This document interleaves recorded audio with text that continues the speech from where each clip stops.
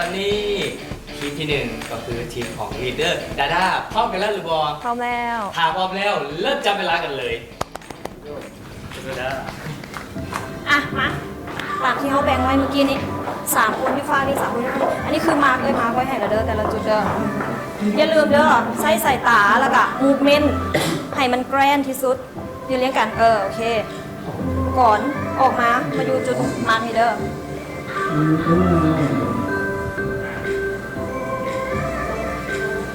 จุดมาร์กก่อนยับเป็นจุดมาร์กก่อนยับเป็นจุดมาร์กเห็นจุดมาร์กบ่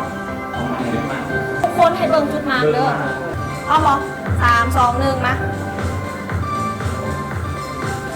ยังไว้ก็หันกันได้ปีนมาพี่กล้องนี้ก่อน10 วิโน้ตออกมา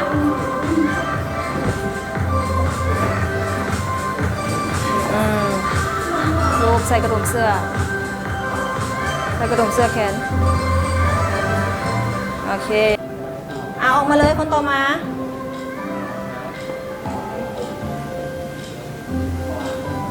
จับใส่คอจับตุ้มหูรูปใส่คอขอโค้ดอัพตุ้มหูแน่กล้องโอเคต่อไป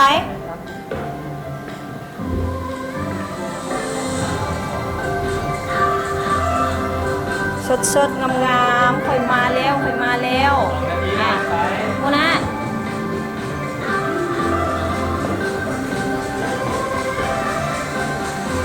ะรูปน้ำเอิกไปโอเคคัดวันนี้เอาตังเข้าทีมงานขอตังแน่เอานั่งคนเดียวเด้อลิลลี่นั่งเลย แล้วก็2 คนประกบข้างคือเก่า3 2 1ที่สุดของอัญมณีที่จะเป็นประกายราศีในตัวทาน เทพไทยจิวเวลรี่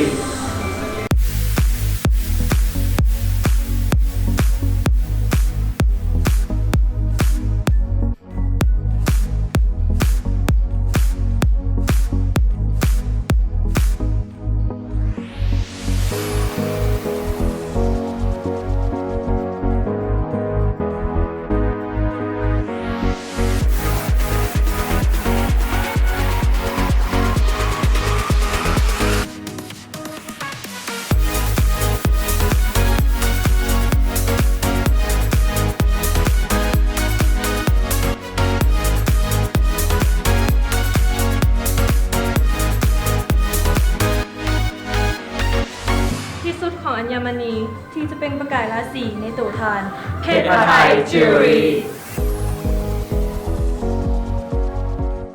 ต่อทวีตที่ทีมเราได้รับโจทย์เป็นถ่ายแฟชั่นวิดีโอและก็ได้มาเห็นสุดของตัวเองเป็นสีแดงแน่นอนว่าทีมเราต้องสนัดอยู่แล้วเพราะทีมเราไม่ได้มีคนหน้าบ้านทีมอื่นเหรอหน้าบ้านจะยังมาซื้อทีมเราได้ทีมเราใส่คำแท้แน่นอนเพียรแท้แน่นอนทีมอื่นใส่เหรอของปลอมจ้ะจากตลาดเซานะอยากจะบอกว่าผู้อยากว่าอะไรนะเจ็บคอ ทีมที่หนึ่งอะนะว้าวบอลเบิร์ดเดอร์มุนแท้มุนว่าเนาะมุนตั้งแต่ลีดเดอร์แล้วบอมาเบิ่งมอนิเตอร์เลยบอสังเกตเลยว่าเฮ้ยเฟรมเป็นแนวไหนมีกล้องมีคนยางพานมีเอี่ยงบ่ได้มาเบิ่งเลยสำหรับทีมน้ำอีทเป็นทีมของดาดานะครับอีตุ่นเราอยู่แล้วหากลับมาเนาะโอ้ยกุ้งทีมก่อนกับไปต้อนรับน้องใหม่แบบว่าก็แบบสวยหรูถามมาเป็นจังใดวะกานอกจากบางเทื่อกาเก่งในกองประกวดแต่มาเข้ามารายการนี่ก็ตุบกระมีและตอนนี้ทีมที่2ก็พร้อมกันแล้วเนาะเป็นทีมของลีดเดอร์คำกู้พร้อมบ่พร้อมเริ่มจับเวลากันเลยไปเด็กๆคอยอยู่ใส่อยู่ก่อนลูกมาเรียนแถวกันมาสเต็ปไอสอนมาเอาซ้อมก่อนย่างมาย่างไวๆลูกย่างไวๆนี่อยู่มองนี่ยับไปไอซิเบิงบออยู่นี่ไปมันเป็นจุดมาร์กมันเป็นจุดมาร์กของเขายับไปแต่ว่าแบบสีเข้ากับโลเคชั่นขนาดเลยกำอย่างอันนี้ทุกคนเนี่ยมาเบิ่งกล้องกันแนมไปเบิ่งกล้องนั้นแนมเบิ่งกล้องนั้นทุกคนยืนเข้าไปอันนี้ยับหลังไปอันนี้ยับหลังลูกกลับหลังอีกโอเคพร้อมบ่ พร้อมแล้วตั้งสติไป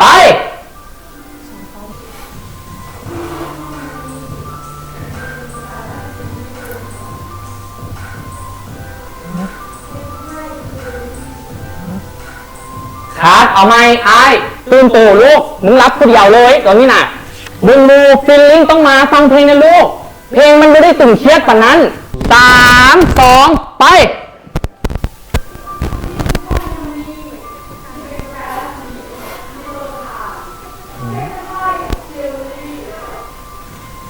โอเคไปวันนี้ออกมาก่อน3 2ไปเพชรไทยทีวีพมงานที่สัมผัสได้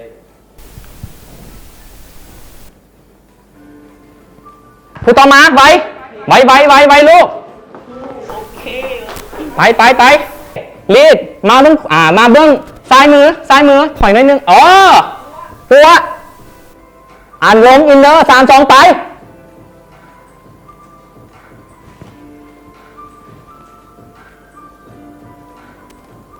เพชรพัทไทยเจวเวลรี่ที่จะต้องความมั่นใจในตัวเธอ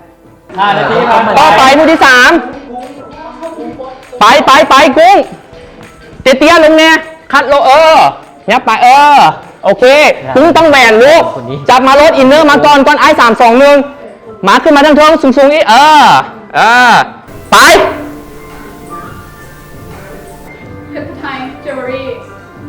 ที่สุดของเพชรนางงาม ลดโอเคกองนี้ลูกอารมณ์มาสินะมีความสุขเข้าใส่มันหรูหราอีหลี3 2ไปอันนี้ลูก เพชรไทยจิวเวลรี่ด้วยเสริมสร้างบารมีในตัวไทย 3 2อารมณ์มา เพชรไทยจิวเวลรี่ช่วยเสริมสร้างความมั่นใจให้เปล่งประกาย ตาจิกได้เลย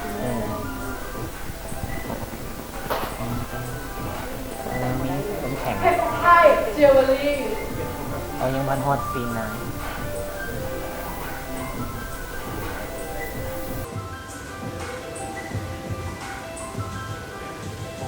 เคลียร์ย้อนผม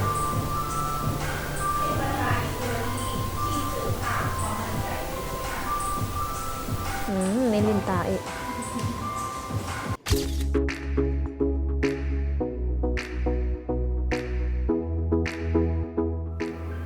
ที่สุดของอัญมณี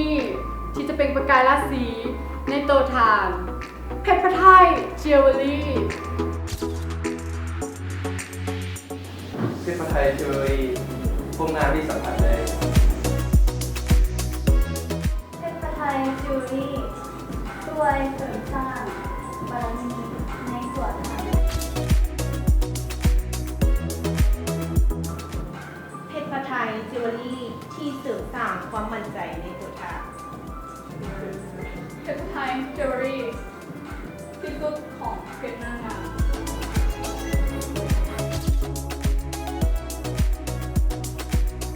เพชรพัทไทยเจวเวลรี่ และตอนนี้มาถึงเป็นทีมสุดท้ายเป็นทีมของลีดเดอร์มีไงพร้อมกันแล้วหรือบอพร้อมแล้วถ้าพร้อมแล้วเริ่มจับเวลากันเลยไปตัวเด้อ สู้ๆเด้ออย่าโตเด้ออันนี้3 คนเขาเทีละคนอย่าลืมจับพอเอาฟังก่อนก็ได้เจนนี่ออกมา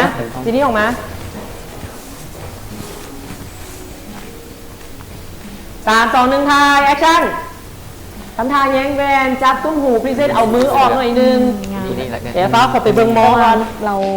ได้เลยแหละ เพราะว่าคนขาย เริ่ม สวยงาม โอเคไปเรื่อยอีกหน่อยนึงทำท่าจับหู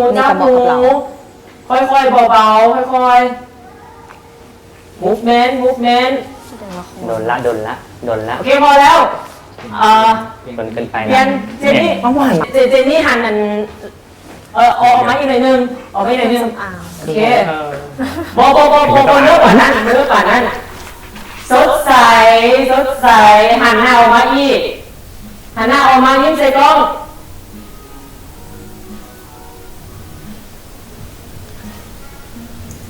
เคเรียนคน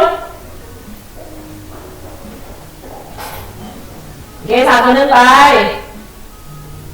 เอาโชว์เพชรเดี๋ยวเอาไปได้อัน เห็นโมเดลเลย แคมเปญนี่มันขายท่านสภาฮัลโหล3 2 1กระชากไป ใส่กล้องเลยหนึ่ง ใช้เวลาในการหันหลังอยู่ แม่อาจจะเป็นติ้ง 3ไปพอหันมา3 2 1แอคชั่นโทรศัพท์เข้าจับเบิ้งไวๆเงือกหัวสมูบ่ได้เอาไหมเอากำลงขึ้น งง 2 นุ่มเอา สตอรี่ของ เอาเชือกลงก่อน อันนี้คืองงเลยคือแบบเบนนี่ยังทำได้แต่ละโทรศัพท์ เคตัวเบื้องนี้บอกเค มีเขาเต้น ยืนสิเดี๋ยวเฮ้ยจะไปเซียวจะไปหาสาว3 2 1แอคชั่นยังเข้ามาโอ้ย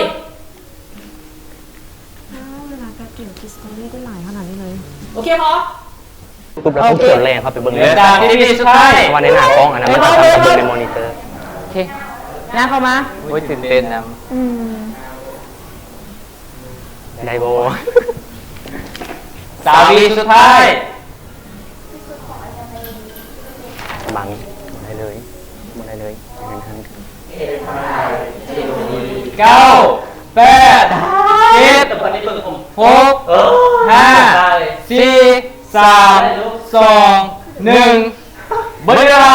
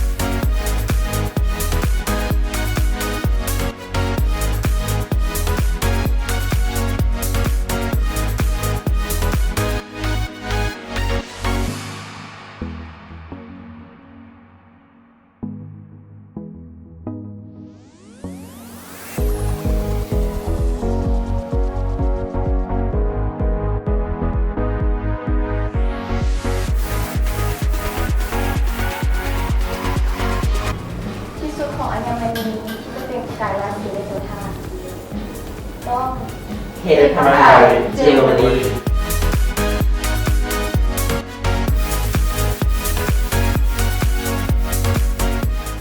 สนับสนุนโดย นิยมฟิตเนส ศูนย์การค้าเวียงจันทร์เซ็นเตอร์ แพลวพาวคลินิกท่านปิดพไทยจิวเวลรี่ จะมาประกาศในมื้อนี้ เป็นอะไรแฟนคอมเมนต์กันก่อนเนาะว่าเกิดอย่างขึ้นกันแน่กับ 3 ทีม กะโดยรวมเนาะบอกเลยว่าลำบากใจแหง ลำบาก กดดันอยู่ได้นี่ถึกสวยสายตากดดันอยู่ได้นี่ เห็นหน้าไปกับตะเบาะตะแบะ โดยเฉพาะน้องๆทุกคนแบบจิ้มริมกันทั้งนั้นนาหักนาหักหลาย แต่ละคนใส่เผ็ดออกมาละราศีเจิดจรัสแหงแมนกะอยากบอกเลยว่ามันก็เป็นโจทย์ที่ยากเนาะเวลาก็จำกัดแล้วก็เครื่องประดับเครื่องเพชรตีโจทย์อย่างต่างๆใส่เวลาจำกัดเข้าใจว่าทุกคนต้องกดดันแน่นอน แล้วก็โดยเฉพาะน้องๆอยากคอมเมนต์แต่ละทีมก่อนเนาะ เริ่มจากทีมลีดเดอร์ เริ่มจากทีมลีดเดอร์ดาด้าเลยลีดเดอร์ดาด้าเพิ่นได้คอนเซปต์เป็นเซ็กซี่เนาะเซ็กซี่สีแดงต้องหมายถึงความเซ็กซี่แม่นบ่การตีโจทย์เซ็กซี่พรีเซนต์เพชรกับความเซ็กซี่เฮ็ดจังไดว่าเฮาสิมีลุคเซ็กซี่ให้มันเพชรเฮาดูแพงแต่ว่าเท่าที่เห็นเนี่ยแม่นอยากตีโจทย์ไปทางแบบหรูหรูไปหลายกลัวเป็นนางงามไปอย่างประมาณนั้นหั้นนะแต่ว่าความสามัคคีดีนะมีความสามัคคีดีการเบ้าสโลแกนการที่แบบเบ้าซื้อห้านทุกคนถือว่าพร้อมกันนะเนาะแต่ว่าอยากติเรื่องว่าการตีโจทย์อยากเกินแบบไปน้อยนึงจะบ่ตรงปันใดแล้วก็น้องๆบางคนนี่แบบออร่าจับขนาดเลยแต่ก็จะมีบางคนที่แบบแหวกแนวน้อยนึงแมนแล้วก็มา ที่ลีดเดอร์ไปเป็นคนที่2เป็น ที่สองลีดเดอร์คำกู้มันเพื่อนได้สุดเกี่ยวกับลักซ์ซูรี่เนาะแล้วก็ลักซ์ซูรี่มันแน่นอนเนาะลักซ์ซูรี่กับเพชรมันของคู่กันอยู่แล้วแล้วก็การพรีเซนต์ แต่ละทีมตอนแรกที่เบิ่งอะนะน้องๆมีความกังวลหลายโดยสีหน้าด้วยอีหยังเนาะเพราะว่าความหรูหรามันต้องเว้าถึง confidence ก็คือความมั่นใจเนาะแต่พอมาเบิ่งเทค2รู้สึกว่าได้รู้สึกว่าสีหน้าอย่างมีการน้องเขาเจ้าก็ถือว่าปรับตัวได้ไวแล้วก็ด้วยการพรีเซนต์ที่มีความหลากหลายเพชรงามเพชรหรูนั่นจังซี่ถือว่าเฮ็ดได้ดีโดยแต่ก็มีบางน้องที่ยังมีความเก่งอยู่โดยรวมก็ถือว่าเฮ็ดได้ดีโดยต่อมาก็เป็นของโค้ดอันนั้นลีดเดอร์มีใหญ่เนาะลีดเดอร์มีใหญ่นี่แม่นเพิ่นได้ธีมหวานได้ธีมความหวานความแบบสดใสอย่างประมาณนี้เนาะก็มาคอนเซ็ปต์เพิ่นได้เนาะเพิ่นจะแต่ว่าจะติหน่อยนึงบนที่ว่ามันกว้างเกินไปเพราะว่าเฮาเป็นแฟชั่นวิดีโอก็คือต้องการพรีเซนต์ไวๆให้เพจเฮาโดดเด่นแนวใดในธีมของเฮาเนาะมันจะบ่เป็นการโฆษณาที่ให้คนได้คิดภาพรวมภาพกว้างอย่างนั้นนะแล้วก็น้องคนนึงซื้อน้องอย่างน้องหวานๆผิวขาวๆน้องเฟื่องนะบ่ออร่าหลายออร่าหลายแต่ว่ามีจะให้เราหันหลังหลายโพดเราน่ะทั้งข้างมีเสน่ห์แหงหันมาทางหน้าออร่าจับและสุดเพชรที่เลือกนะเข้ากับเราแหงแต่ว่าหันหลังโพดเสียดายซอสตัวนี้ไปแล้วก็การจับมือกันให้ฮาปาร์ตี้อีกอย่างนะมันคักแต่ว่ามันยังหลุดโจทย์เพราะว่าเขาจะตี้มันหวานสดใสไปเลยโดยรวมน้องๆถือว่ามีคอนฟิเดนซ์ได้ทีมเพิ่นมีคอนฟิเดนซ์หลายได้หมอตอนนี้ก็ถือได้ว่า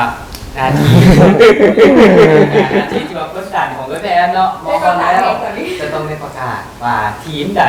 เป็นทีมชนะในข้อบททดสอบนี้ข้าพเจ้าเลือกไว้ในใจแล้วเนาะทีมที่ว่าเฮ็ดได้ดีเนาะได้ดีกว่าโมแล้วก็ตรงประเด็นกว่าโมคือขอเลือกทีมที่2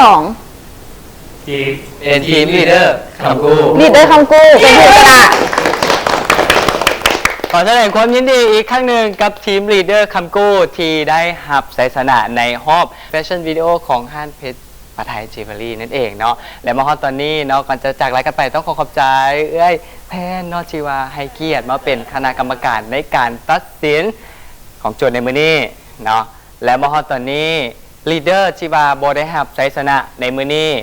ก็คงจะฮู้กันดีแล้วว่าจะต้องได้ส่งลูกทีมของตนเอง1คนเข้าไปในพื้นที่ดาร์กโซนเพื่อให้ทีมคำกู้หรือว่าทีมที่ได้รับชัยชนะตัดออก1คนเพราะฉะนั้นแล้วขอเชิญลีดเดอร์ไปประกาศผลให้น้องๆฮู้กันได้เป็นอย่างคือโบแมนเป็นอย่างคือโบแมนเฮาก็บ่เป็นหยังเฮากะหากะเข้ามาใหม่เด้กะถือว่ายังบ่ทันได้ฮู้เกมพอก็ต่อให้ก่อนก็ได้กับชิวๆคือคำกู้ออกมายางมาเว้าสโลแกนยางมาเว้าสโลแกนยางมาเว้าสโลแกนสนะอีหยังต้องการอย่างง่ายๆแบบนี้หว่งงได้ยินเนาะว่าไอแพนบอกว่าทีมที่2ยังอึ้งอยู่ได้เอาทีมกูทีมที่2จนพี่ที่ก่อนมาทีมคำกู้โอ้ยฟ้าวิกตอรี่ชนะฮัลโหลเป็นอะไร คิดว่าเขาชนะบ่มั่นใจเวซีประกาศเลยเขาแพ้ลูกค้าบ่ได้ติอีหยังเลยเขาจะบอกว่าคาแรคเตอร์แต่ละคนเด่นแล้วก็เฮ็ดออกมาได้ดีทุกคนสามัคคีกันได้ดีพรีเซนต์เพจออกมาได้ดีเนาะโดยเฉพาะย่องไม่ซ้ำเลยเนาะไม่ซ้ำเด่นเลยเพราะว่ามันเป็นทางนี้ของไม่ซ้ำอยู่แล้วแต่ว่าอันนี้สิสารภาพเลยว่ามันเป็นความผิดของเองที่อาจจะตีโจทย์ยังบ่ถึงเพราะว่าอาจจะด้วยความที่ว่าเข้ามาใหม่เนี่ยเพราะว่าคือลูกค้าให้โจทย์มาว่าของเฮาสุดสีแดงควรจะเป็นลุคเซ็กซี่แต่ไปตีโจทย์เป็นพรีเมียมเบิงแพงไปออกแนวนางงามอันนั้นคือคำคอมเมนต์ของลูกค้าเนาะมันก็ถือว่าเป็นความผิดพลาดของเองเนาะตัวนี้แต่ก็ทั้งนี้ทั้งนั้นก็ต้องได้เลือกนะ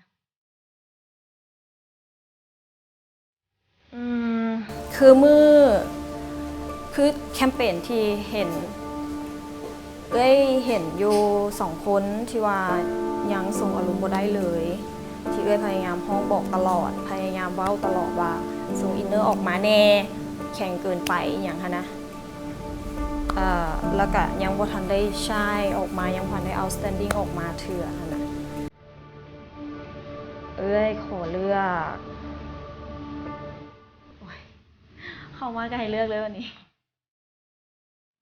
ลูกค้าบ่ได้คอมเมนต์ไผ่เป็นพิเศษเลยบ่ซั่นก็คือสิบ่เลือกยากขนาดนี้แต่วันนี้เลือกจากที่เห็นความที่ว่ายังบ่ทันได้ outstanding ออกมานะขอเลือกนนท์แต่ว่านนท์ต้องไปสู้นนท์เว้าน้ำกระเจ้าตรงๆโลดว่า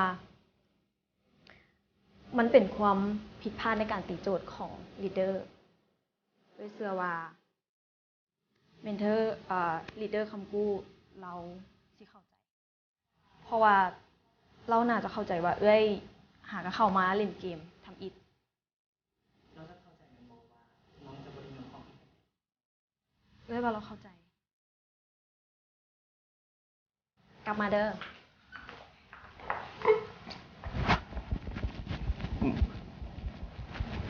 โอเค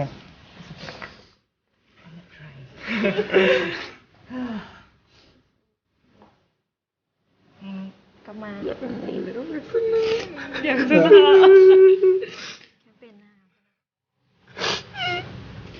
ต้องกลับมาแค่เป็นหน้าเขาสั้นนะ Where to find what? You all family.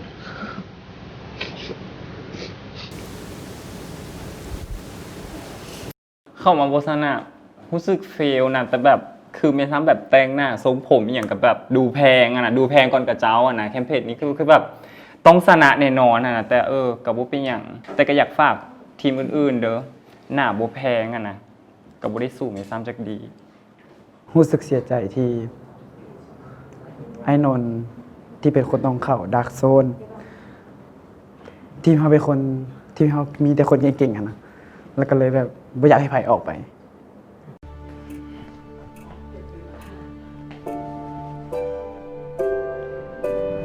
เป็นยังไงน้องๆตื่นเต้นอะมากอดก่อนบัดนึงกอดซื่อๆก่อนให้กำลังใจกอดซื่อๆสู้กอดแล้วล่ะสู้กลับไปอยู่วันเก่าคืนแคมเปญในมื้อนี้น้องไอซ์ก็ได้บอกโจทย์ให้กับน้องๆให้ทุกคนมีสติแต่บางคนละแบบหลุดหัดจนหลุดแหงหลุดอีหลีไอซ์พยายามดึงสติน้องมาเวลาไอซ์บอกให้แสดงสีหน้าสีตาเอียงออกมาน้องต้องเห็นให้ได้ในจุดนั้นไอซ์มุนเลยมื้อนี้ไอซ์ผิดหวังน้ำเจ้าแหงอีหลีคือจากอีพีที่แล้วกับอีพีที่นี้คนละอันกันเลยไอ้บ่ฮู้ว่าเกิดอย่างขึ้นนั่นเจ้ามันคืออย่างมันคือเว้าคือคนเมายาอย่าลืมว่านี่คือการพรีเซนต์เพชรแนวใดให้มันหรูหราแล้วเจ้าเฮ็ดออกมาหะนะห่วยแตกกุ้งเว้าได้ดีแต่สายตาน้องบ่มีอินเนอร์ให้อายเลยสำหรับแอนนี่ถือว่ามีสติที่สุดในทีมถือว่าเฮ็ดได้แต่อย่าลืมฟังให้มันหลายๆฟังแล้วเข้าใจว่าไอ้กูว่าอย่างไอ้กูอยากซื้อถึงอย่างไอ้บุมักเลยเวลาเฮ็ดแคมเปญแล้วล้มกันล้มเพื่ออย่างให้มันเสียสมาธิหมู่อ่ะอาลี่ถือว่าได้อันนี้ไผ่เฮ็ดดีไอ้กับว่าเฮ็ดดีไผ่เฮ็ดบ่ได้ไอ้ก็คือเฮ็ดบ่ได้ทอมมี่เป็นอย่างไอ้จะค่อยเลือกให้เว้าคีย์เวิร์ดของเพชรพาไทยจิวเวลรี่ย้อนว่าน้องเป็นคนที่เวลาเว้ามันน่าดึงดูดน่าสนใจอ้ายให้เว้าสโลแกนของเพชรปะไทยแต่เจ้าลืมปิดท้ายคำว่าเพชรปะไทยจิวเวลรี่ให้อ้ายน้องคิดว่าน้องเพชรดีที่สุดแล้วแต่ว่าไม่ได้สายตามาได้อีกแต่แบบที่ผ่านมาตั้งแต่ต้นเลย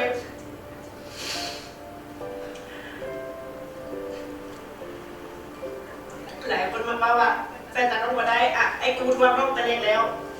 น้องพยายามฝึกฝนมาได้ที่สุดสามีดีที่สุดสามีแต่ว่าต่อไปการฝึกฝนเนี่ยมันดีกว่านี้อ้ายขอถามดูสมมุติว่าอ้ายจะเลือกคนออกอ้ายต้องเลือกใครไปห้องดาร์กโซนไผ่คิดว่าตัวเองเฮ็ด ในมือนี้เฮ็ดได้ขี่ร้ายที่สุดออกมาก้าวหนึ่งมาหาไอ้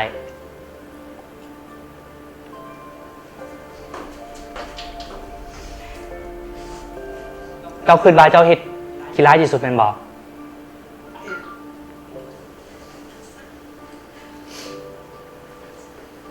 มูมีอย่างจะเว้าน้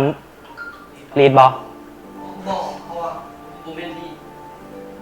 รีบบริคีร้ายบอกกับพาได้ โอ้ยเป็นอย่างไอ้ที่คอยพยายามบอกน้องๆว่า เวลาเฮ็ดแคมเปญต้องให้มีสติ น้องๆต้องห่วมมือน้ำไอ้แต่บุ้มเป็นให้ไอ้เป็นคนที่จะต้องเข้าไปช่วยพวกเจ้าเสมอสุดท้ายแล้วนะจบรายการนี้พวกเจ้าก็ต้องมีทางยางของพวกเจ้าเองก้าวขึ้นมาทางหน้าเบิร์ดทุกคน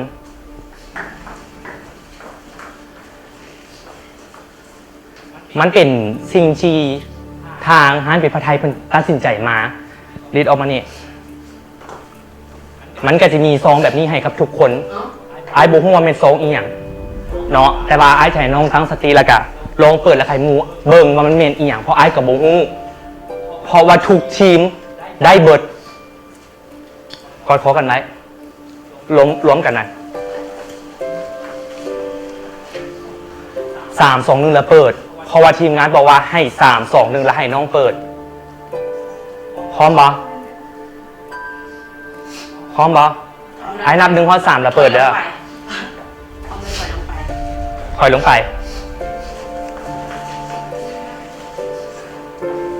อย่าพาเปิดไอ้นำ1 ข้อ 3แล้วคอยเปิดพอทุกคนก็เจอ2แบบนี้คือกันเพราะไอ้กับโบฮู้เปิด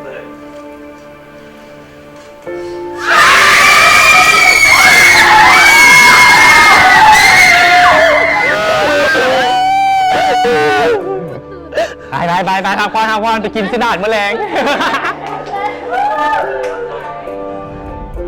ไปกินสิดาดแมลง ด้วยความที่แบบว่าแบบเขาก็แบบเฮ็ดดีที่สุดแล้วอะนะแล้วแบบไอ้กูกับน้องออกไปแบบพูดทำนี้แล้วเราก็แบบให้พูดทำนี้เลยว่าเป็นอย่างคือแบบแม่น้องคิดเลยว่าแบบตัวเองนะเป็นคนพาทีมล่มย่านตัวเองอะนะเป็นคนที่แบบวัฒนะก็เลยว่าไผ่ที่เฮ็ดออนที่สุดก้าวออกไปแล้วก็บอกว่าก้าวออกไปก็ด้วยความแบบตัวเองแหละออนที่สุดยอมหับตัวเองเลยแบบด้วยความว่าสตรีบ่มีอะตาล็อกแรกอีกอย่างนะแล้วน้องก็ก้าวออกไปน้องก็แบบบ่เคยเห็นลีดเดอร์ที่แบบให้ตัวเองปานนี้จักเทื่อนะแล้วแบบมื้อนี้เราโคตรแบบหั่นแหละมันเสียเฟลนะด้วยความที่ว่าแม่ทีมให้เขาอะนะเขาก็เฮ็ดดีที่สุดแล้วแบบให้โคตรแหงเลยนะแล้วก็บ่ได้ตั้งใจเลยแต่กะเขาก็เฮ็ดดีที่สุดแล้วแต่กะคือว่าแหละทีมชนะ โอ้ยได้ชนะอีกแล้วทั้งชนะบทฝึกหัดแล้วก็ได้ชนะถึงแคมเปญตบมือให้น้องๆตบมือให้น้องๆแล้วก็ขอบใจลีดเดอร์ที่สั่งมาดีเนาะสอนมาดีอีกมากยิ้มงาม สบายดีเป็นจังใดกันแน่โอ้ยมีแต่ผู้งามๆมีแต่ผู้เจ้าสู้แท้ว่าเดี๋ยวถามก่อนแต่ละคนคิดว่าตัวเองเฮ็ดดีแล้วบ่มีสำหรับสายตาของอ้ายเด้อก็คือจะเป็นทั้งเฟื่อ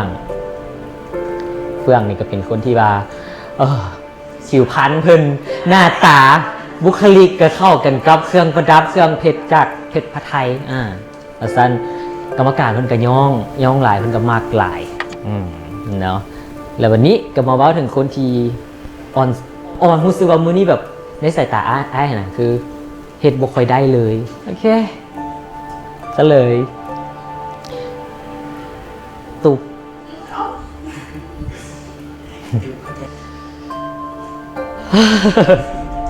คือมื้อนี้หั่นนะแต่ละคนมักไอเดียไอ้บ่ไอ้อยากรู้ว่าแต่ละคนมักไอเดียไอ้บ่ตอนที่ไอ้เข้าไปบีบเอาอีหลีทำแท้ๆมักบ่เอาตอบไอ้เน่ มากพอดีไอ้ พอดีให้ไอเดียมาแล้วพวกน้องก็คืนออกแล้วน้องก็คืนเตรียมกันไว้มีโอกาสได้บอกบอกพวกน้องอยากคิดแบบนี้โอเค แต่ว่าเสนอมาพวกน้องคืนออกแต่สิ้นให้ไปคืนเองทำดีก็บอกออก คือเป็นผู้นำทาง อีพีที่ผ่านมาแคมเปญที่ผ่านมาให้พวกน้องตามสบายเลยแล้วพวกน้องก็เฮ็ดได้ดี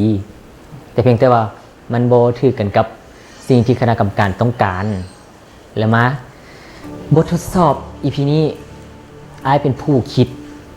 เป็นผู้แนะนำเป็นผู้ให้ไอเดียแต่กระตุกอีกกรรมการคอมเมนต์มาว่าคิดกว้างโพดกว้างเกินไปคิดยากเกินไปเฮ็ดยากเกินไปแต่กรรมการก็ย้องคือกันว่าลูกทีมเจ้านี่มีแต่ผู้ออร่าจับแล้วก็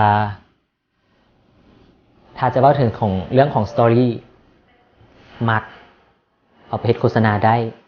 แต่เพียงแต่ว่ามันบ่ตรงกับโจทย์ในมื้อนี้กะคิดว่าเขาควรที่จะคิดอีหยังมันง่ายๆกว่านี้บ่ง่ายสุดก็คือออก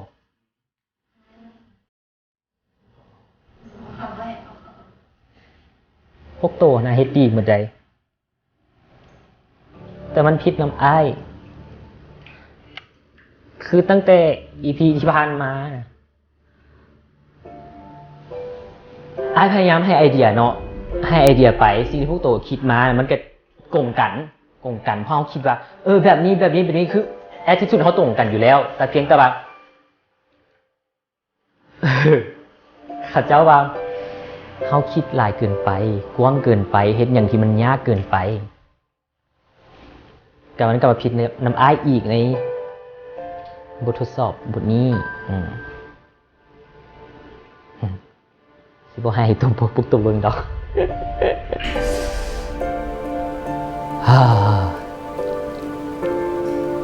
เนาะคนที่ว่า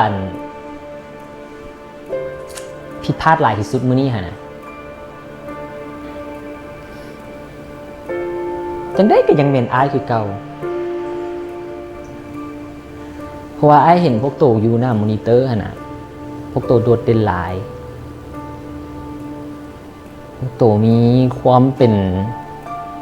ดาวไซส์กับเจ้ากระยองเฟื่องกับเจ้ากระยองแห่งจี้กับเจ้ากระยองคือกันเฮาได้ลุกมื้อนี้ก็คือเป็นลุกหวานแต่กับตลกตัวเองซ้ำ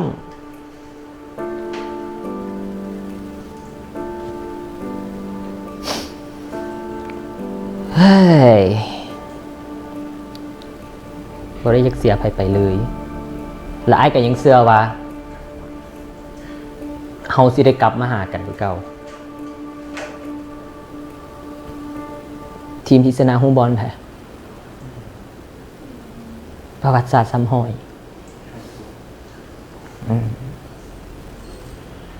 สังเกตเห็นบ่ลูกทีมเขาเจ้าเป็นแนวใดบ่เขาหมายว่า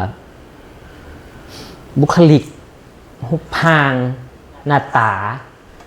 องค์ประกอบโดยรวมของเขาเจ้าหั่นน่ะสู้เฮาบ่ได้เลยแต่เขาเจ้าสามารถเฮ็ดแคมเปญนั้นๆน่ะให้มันชนะได้แล้วก็อยากฝากให้ทุกคนตั้งใจขึ้นตื่มเคยเว้าแหละโอกาสมันบ่ได้มีมาตลอดได้เฮาพลาดก็คือพลาดเลยเอากลับขึ้นมาบ่ได้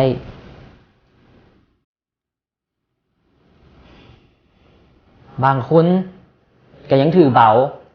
บางคนก็เฮ็ดบ่ได้ดีถามว่าดีบ่ทุกคนบ่มีคนที่ดีที่สุดบ่เก่งแล้วบ่ก็ยังบ่มี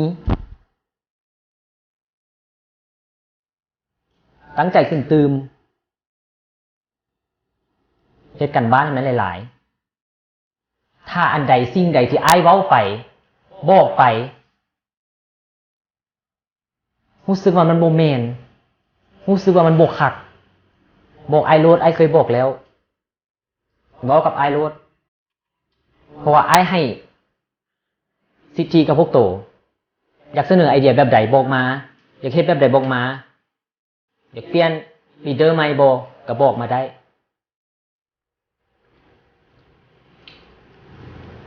โอเคเนาะไว้กอดก่อนไหมมาก่อนในใบ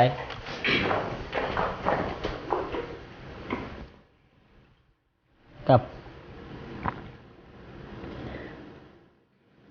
เอาก็เหลือกัน5 คนเนาะ EP ที่แล้วก็ออกไปแล้วคนหนึ่ง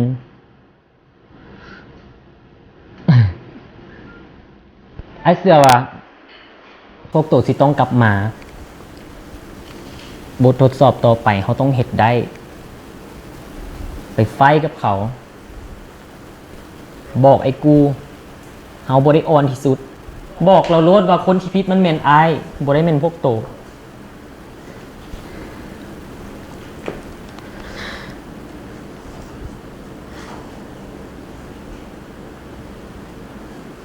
พากันกลับมาเด้อ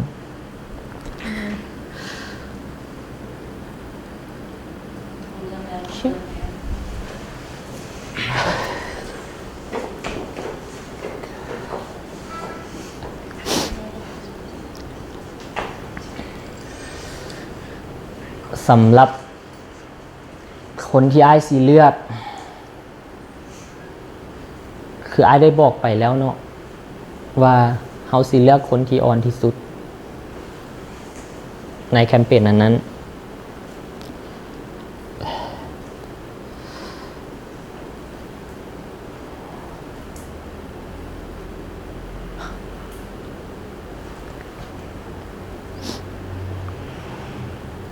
ฟ้าก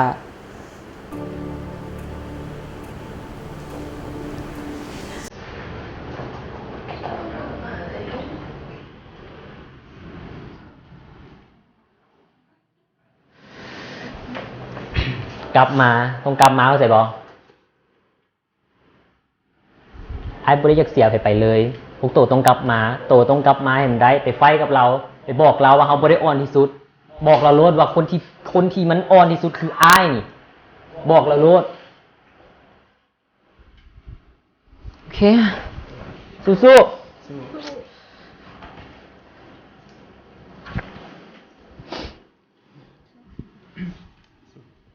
มาเด้อมากลับมาครับมือนี่สู้บ่สู้สู้บ่สู้กลับมาบ่กลับกลับมาบ่กลับ